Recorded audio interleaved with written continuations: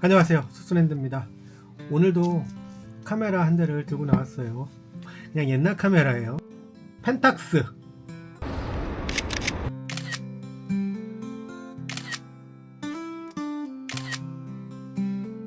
정확한 모델명부터 말씀드릴게요.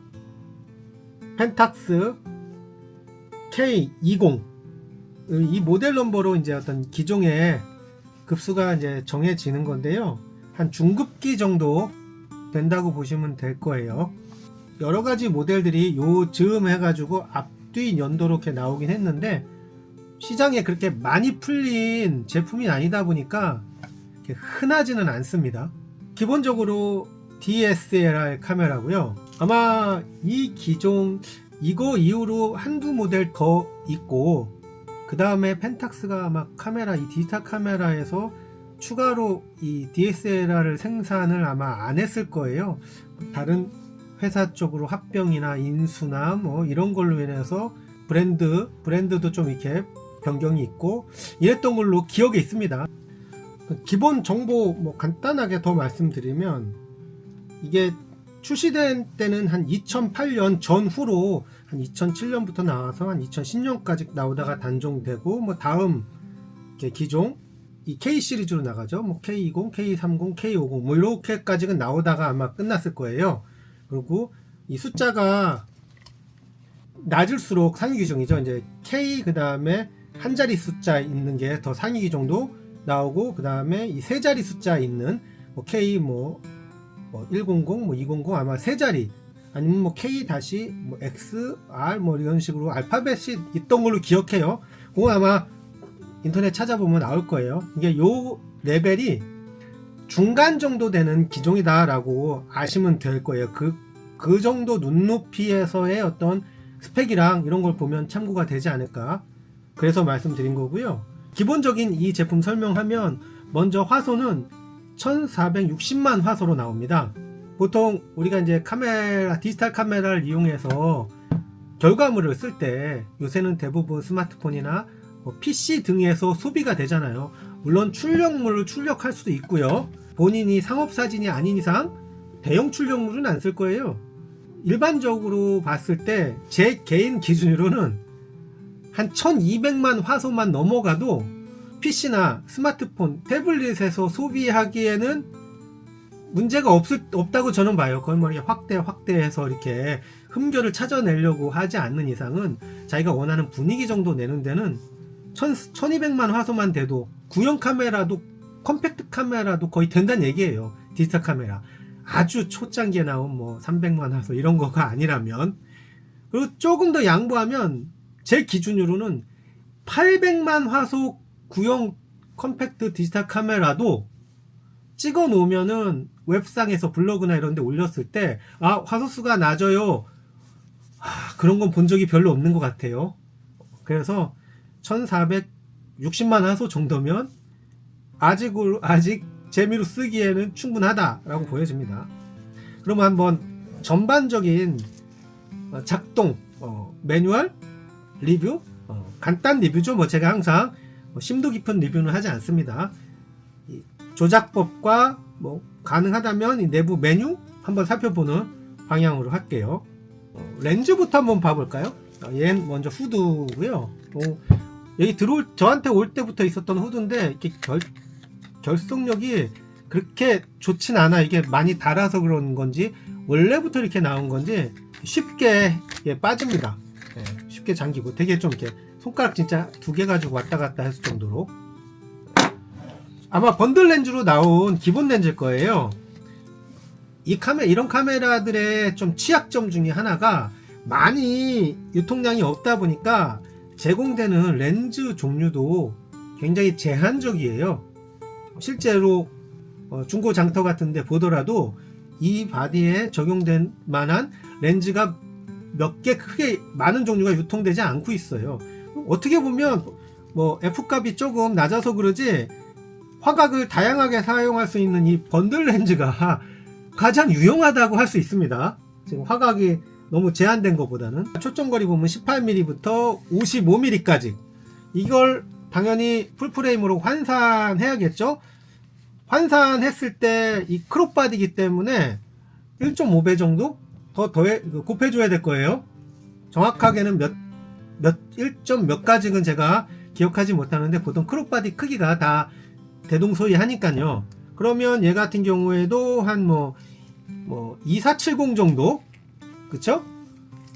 2470 정도 무난한 그런 화각 정도로 보시면 될 겁니다. 풀프레임 기준으로.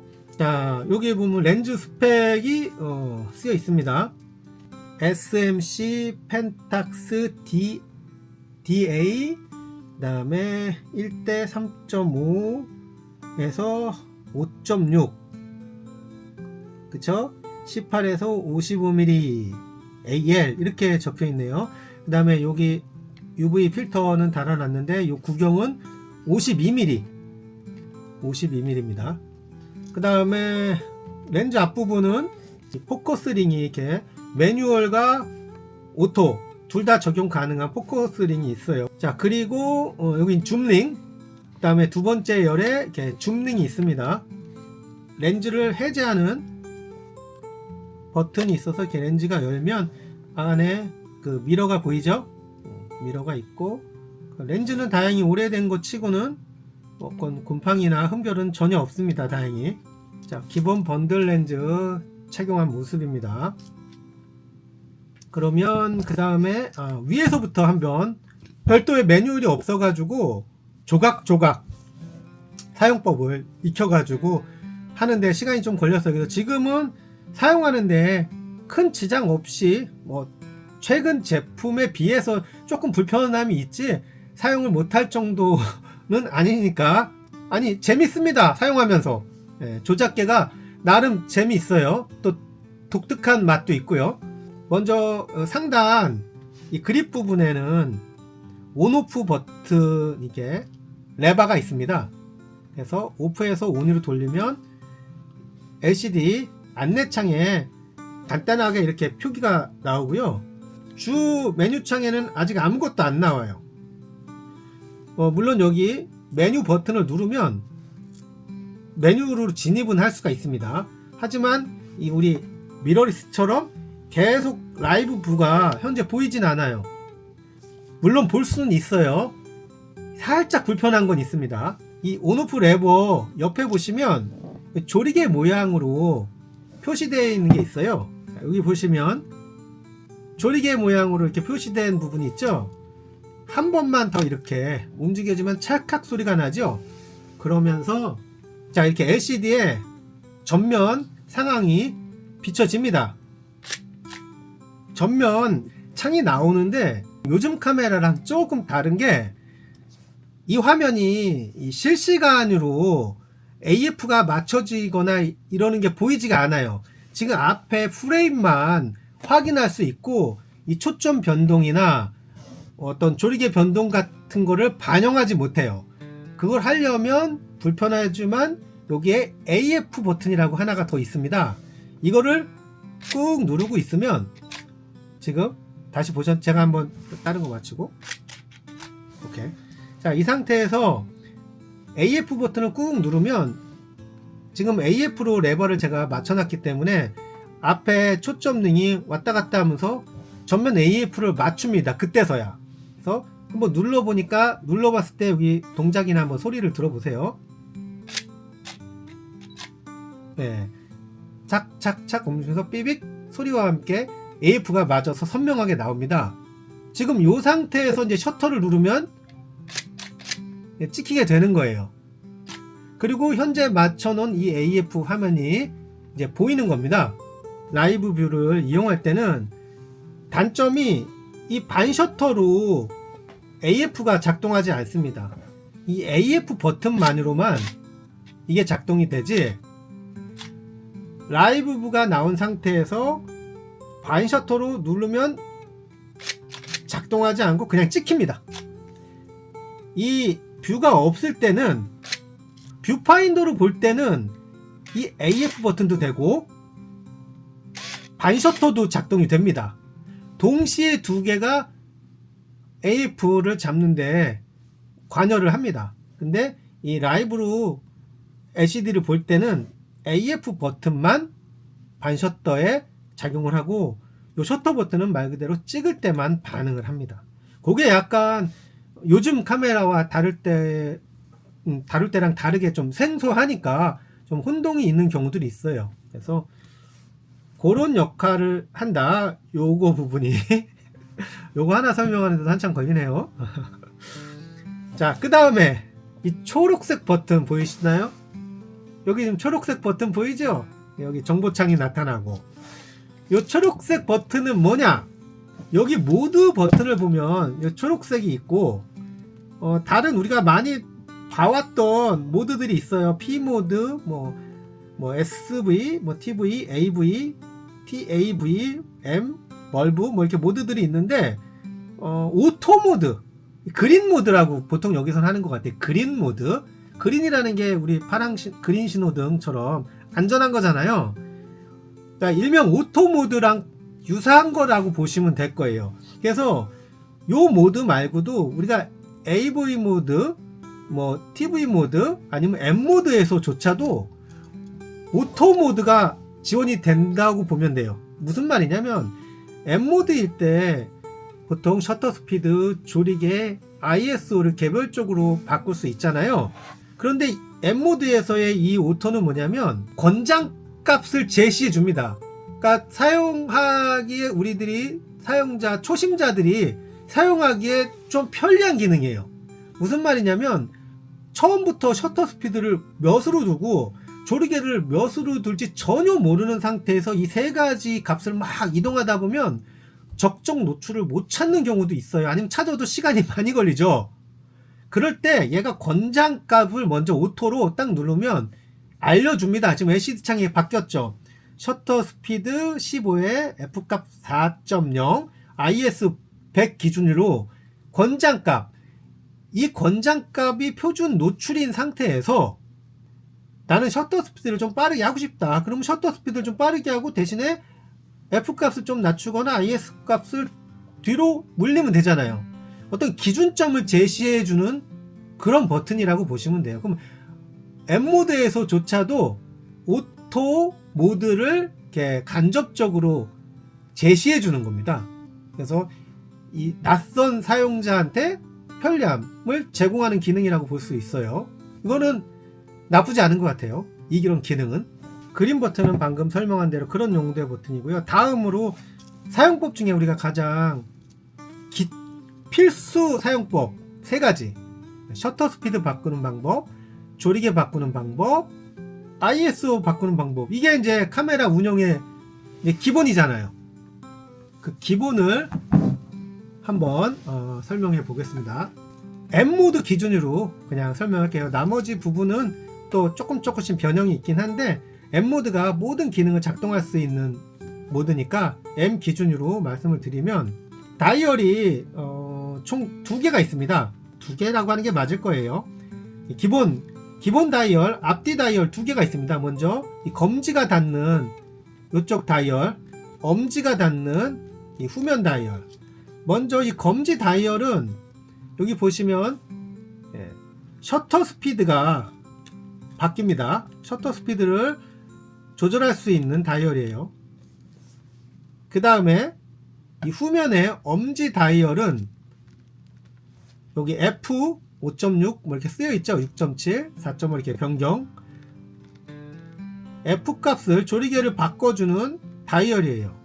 이 2개로 벌써 셔터 스피드, 조리개는 해결됐죠. 그 다음에 ISO는 여기 표기가 되어 있습니다. ISO 100으로 되어 있죠. ISO는 뭘로 정하냐? ISO 같은 경우 여기 보면 펑션 버튼 이렇게 누르면 화면상에 ISO라고 여기 표기가 됩니다. 요 동그란 버튼 네 3시 방향 오른쪽 버튼을 누르면 ISO를 자기가 최대 3200까지 지원하네요. 감도를 3200, 100 이렇게 지정할 수 있습니다. 자, 방금 800으로 하니까 여기 ISO 값이 800으로 바뀌었어요. 그래서 이 카메라 운영의 기본 3가지를 이렇게 조절할 수 있습니다. 그 다음 이제 상단 패널을 보면 어떤 초점 조절하는 이 뷰파인더 내에서 초점 조절하는 이 레버가 있고요. 그 다음 여기는 하슈 부분이 되어 있습니다. 자, 그 다음에 얘가 오케이. 얘는 플래시를 제공하네요. 플래시 버튼을 적용을 하면 이 자동값, 저희가 권장값을 알려준다 그랬잖아요. 자, 권장값을 누르면 현재 표기되는 값이 있어요. 뭐 60에 4.5 정도. 그런데 플래시를 키면은 누르면 이렇게 바뀝니다. 이 플래시가 터졌을 때를 가정하고서 자동값이 바뀌는 거예요. 그 다음에 이 왼쪽으로 오시면 이 모드 다이얼이 있습니다. M 모드, 뭐 벌브 모드, X 모드는 제가 잘 모르겠어요. X 모드가 뭔지. 다음에 여기 이제 AV, TV는 셔터 스피드나 조리개 우선 모드인데 TAV, SV 이건 ISO일 겁니다. 우리가 ISO 기준으로 먼저 한다라든가 아니면 얘는 셔터 스피드랑 TAV는 셔터 스피드랑 조리개 모드가 두 개가 우선하는, 그럼 나머지 ISO 값만 바뀌나? 어쨌든 저는 잘 사용하지 않는 건데 그런 식의 어떤 모드 다이얼이라고 보시면 돼요. 자, 그 다음에 이 모드 다이얼 1층 2층으로 되어 있는데 이 하단부, 자 여기 보시면 하단부에 레버가 하나가 있습니다. 이거는 우리 노출 측정하는 기준 평균 측정으로 하냐, 중앙 중심으로 하냐, 스팟 측정으로 하냐, 요거를 이렇게 결정해주는 레버가 밑에 이렇게 있는 거예요. 그 다음에 이 레버 밑으로 오면 여기 보면 네모난 창 표시로 이렇게 돼 있을 거예요. 요거는 드라이브 모드, 낮장 촬영, 한 장 촬영, 그 다음에 3장 촬영, 뭐 5장 촬영, 요거를 이렇게 정해주는 값이에요. 여기서 요 버튼을 누른 다음에 앞에 셔터 스피드를 누르면 연속 촬영 끄기, 그 다음에 3장 촬영, 최대 5장 촬영까지 연사로 할 수 있는 걸 정해주는 겁니다. 그 다음 이제 자연스럽게 이쪽 후면 패널로 왔습니다. 메뉴를 누르면 이 카메라의 내부 세팅을 할 수 있는 메뉴가 나오고, 요 메뉴는 이 동그란 다이얼, 이게 또르륵 돌아가진 않아요. 한 3개 정도 선택할 수 있는 거고, 위아래 좌우 이렇게 옮겨갈 수 있는 거예요. 메뉴로 진입하거나 결정하거나 OK를 누르거나 하는 요 다이얼 가지고 내부 메뉴 설정을 하는 겁니다.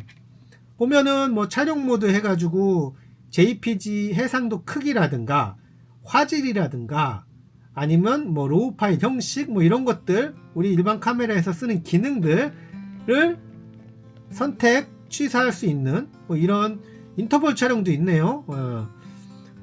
그리고 자, 재생에서는 어떻게 이 라이브를 보거나 찍어 놓은 슬라이드 쇼를 보거나 이런 걸 보는 방법에 대해서 나와 있고, 그 다음 메모리 카드 셋업에서는 메모리 카드 포맷이나 날짜 뭐 이런 것들을 정해주는 뭐 기능들이 있는 것 같습니다. 이것들은 그냥 다행히 한글 지원이 돼서 이렇게 한글로 표기가 되니까 보면서 하셔도 큰 무리는 없을 것 같아요. 그 다음에 뭐 이 쓰레기통은 당연히 삭제, 자기 찍어놓은 것들을 그때그때 삭제하는데, 사실 요즘엔 메모리들이 다 커져가지고 삭제 버튼을 거의 사용하지 않지 않나요? 다 찍어놓은 다음에 뭐 PC에 물려놓은 상태에서 삭제할지 일단은 다 찍고 고르지, 현장 이 LCD를 보면서 하지는 않는 것 같아요. 삭제 버튼이에요. 그 다음에 이 인포 버튼은 현재 이 세팅이나 이 상황을 LCD 창만 보는 게 아니라 이 넓은 창에서 현재 어떠한 그 상황인지 카메라의 전반적인 이 상황이 나오는 겁니다. 45분의 1초 f5.6이고, 그 다음에 저 같은 경우에 노출 값을 한 0.5 스탑 정도 살짝 올렸어요. 개인의 어떤 판단의 문제인데, 이 오래되다 보니까 2008년 기준으로 하더라도 지금 한 거의 15년이 넘었잖아요. 한 거의 20년 가까이 돼가려고 하는 그런 카메라다 보니까 전자제품이고 모든 물리적인 게 노후화가 되고 체감, 감광 기능이 조금 약해진 것 같아요. 다른 카메라라고 봤을 때 적정 노출이라고 했는데도 상황에 따라, 특히나 광량이 좋을 때는 차이를 못 느끼는데 약간 저조도 환경에서는 확실히 조금 더 어둡더라고요. 그래서 기본적으로 0.5스탑 정도를 올려놓고 찍고 있어요. 그리고 ISO 값 뭐 이런 것들 다 표기가 됩니다. 자, 이렇게 해서 정보창이 나오고요. 그 다음에 뭐 방금 말한 여기 보면 요게 이제 노출값, 요걸 한번 누르면 이렇게 0.5로 표기가 되죠. 이게 노출 측광할 때 0.5 스탑 정도를 조금 오버해서 찍겠다. 그 표기가 이렇게 자기가 노출 보정을 해주는 거예요. 저는 0.5 정도를 올려서 찍는 상황이에요, 현재. 그 다음에 뭐 그 밖에 여기 보면 이제 노출값이나 배터리 정보도 조금 나오네요. 그리고 처음에 설명했던 AF 버튼, 이 라이브 뷰를 볼 때 AF 버튼, 이게 아마 뷰파인더 볼 때도 적용이 되니까 이 반셔터 누르다가 찰칵 찍히는 사람들 있잖아요. 그런 사람들은 그냥 AF 버튼 꾹 누르면 알아서 잡아줄 겁니다. 그리고 요 동그란 버튼은 요 세 칸만 움직입니다. 또르륵 돌아가지 않아요. 자, 이거는 이제 우리 포커스 할 때 오토로 그냥 자동으로 얘가 이게 대상이구나 해서 잡아주는 그 포커스 모드고요. 그 다음에 셀은 포커스를 내가 이 뷰파인더나 이런 걸로 봤을 때 이 포커스 점이 얘가 찍히는 게 여기 포인트가 몇 개 있잖아요. 자기가 순차적으로 이동합니다. 이동해서 내가 그 지점에 포커스를 맞추겠다, 선택하는 거고요. 얘는 센터가 그냥 무조건 초점이다. 요 느낌입니다. 요 표시입니다. 자, 그 다음 밑으로 내려보면 이건 아까 F에는 지금 현재 ISO 지정 버튼으로 되어 있죠. 그리고 여기는 나름 오래된 기종임에도 불구하고 여기 손떨림 방식, 이게 광학 손떨림 방식인지 디지털 손떨림 보정 방식인지 모르겠는데 아마 이 시대면 오히려 디지털 손떨림 방식이 아니고 광학식일 가능성이 더 커 보여요. 기계적인 게 더 나름 당시에는 구현하기가 쉽지 않았을까 하는 생각이 듭니다. 그래서 손떨림 방지도 이렇게 온 오프가 있습니다. 자, 이렇게 해서 후면 하나 더 하면 여기 보면 요런 게 저는 조금 마음에 들어요. 여기 보면 이 물리적인 어떤 물리적인 레바가 있어요. 요 레바를 돌리면 이렇게 메모리 슬롯이 열립니다. 이게 약간 클래식한 맛이 꽤 있습니다. 이런 게 저는 오히려 굉장히 기쁨을 줍니다. 요 레바랑 똑같은 게 요 하단에도 하나 더 있어요. 자, 요 하단에 보시면 레바가 똑같이 있죠? 돌리면 배터리 삽입구 커버가 열립니다. 우리 보통 스프링 방식으로 이렇게 돼 있어서 착각 놓는 게 좀 재미가 없는데, 얘는 이런 레바 하나하나가 좀 이렇게 운영하는 맛이 있습니다. 잠금 장치. 자, 이렇게 들어가서 묻힙니다. 왼쪽 그 옆면도 한번 보겠습니다. 로우, 아마 이거 제가 사용은 잘 안 해봤는데 이 버튼을 누르면 제가 거의 그냥 JPG로만 찍다 보니까 이 카메라는 이걸 누르면 그 해당 촬영본은 로우 파일로 저장이 되지 않을까? 이 버튼을 한번 누르니까 여기에 로우 플러스라고 표기가 됩니다. 그럼 이제 로우 촬영이 되는 거죠. 누르면 다시 해지가 되고요. 요거는 이제 로우 촬영을 할 때 쓰는 거다 라고 보시면 될 것 같아요. 그 다음에 맨 밑으로 AFS, AFC, 그 다음에 MF, 우리가 자동 초점으로 할 건지, 그 다음에 연속 자동 초점으로 할 건지, 매뉴얼 그냥 수동 초점으로 할 건지 정해주는 레버가 이렇게 있습니다. 펜탁스, 요 DSLR로 찍었을 때 느낌 제가 몇 컷 보여드리면 요런 장면들이 나옵니다.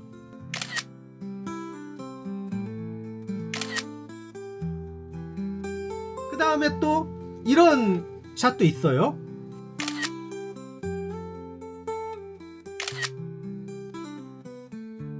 세로 화면도 있고 가로 화면도 있고 여러 종류가 있는데, 느낌이 현재 이 바디와 렌즈로 찍었을 때 느낌, 저는 뭐 보는 사람마다 그 느낌은 다 다른데 지금 이 카메라로 일반적인 촬영, 제가 필요한 촬영은 다 할 수 있어요. 다만 조금 느리고 조금 불편하고 조금 번거로울 뿐이지 절대 못한다고 할 수는 없는 것 같아요. 제가 필요로 하는 사진이나 촬영으로는 충분하지 않나. 아 근데 동영상은 안 됩니다. 동영상 기능은 없어요. 예. 그냥 사진 전용이라고 보시면 됩니다. 사진 전용 촬영. 그래서 지금 제가 보여드린 사진도 이렇게 몇 컷 있잖아요. 그런 정도의 퀄리티나 느낌으로 나오니까. 그리고 지금 현재 이게 중고로 유통되는 값이 얼마인지 기억이 이게 좀 들어온지 좀 돼가지고, 저한테 들어온지 좀 돼가지고 좀 정확히 기억은 안 나는데, 이거 뭐 정확히 기억이 안 납니다. 10만원에서 30만원 사이? 너무 폭이 큰가요? 예, 그건 중고기 때문에 매물에 따라 값이 천차만별입니다. 거기다가 특히 이렇게 적게 유통되는 것은 정해진 값이라는 게 없어요. 예를 들어서 물량이 아주 많으면 평균값이라는 게 존재하는데, 이 물량이 적게 유통되는 애들은 얼마에 나왔네? 예, 그게 그냥 값이 되는 경우도 있으니까 참고하시면 될 것 같아요. 그래서 얘는 조금 들고 다니면서 클래식한 맛을 느끼기에는 좋고, 또 유사시에 내가 필요로 하는 블로그나 뭐 유튜브에 사진 위주로 올릴 때 뭐 충분히 사용 가능하다. 저는 그렇게 봅니다. 예, 오늘 이렇게 펜탁스 K20 한번 이렇게 살펴봤어요. 뭐 제가 이제 이 사진 퀄리티나 운영법 같은 것도 영상을 업로드 할 건데, 아마 그런 것들은 주로 쇼츠로 잠깐 사용하는 사례를 이렇게 보여드리는 정도가 될 거예요. 쇼폼도 쇼츠 내용도 혹시 보실 수 있으면 이렇게 보시면 펜탁스나 뭐 그 외 다른 카메라들도 잠깐 운영법이 나올 거예요. 다음에 또 다른 카메라나 렌즈나 뭐 다른 기계들 시간 날 때마다 찍어서 업로드 하겠습니다. 펜탁스 K20으로 만나봤습니다. 감사합니다. 수스랜드였습니다.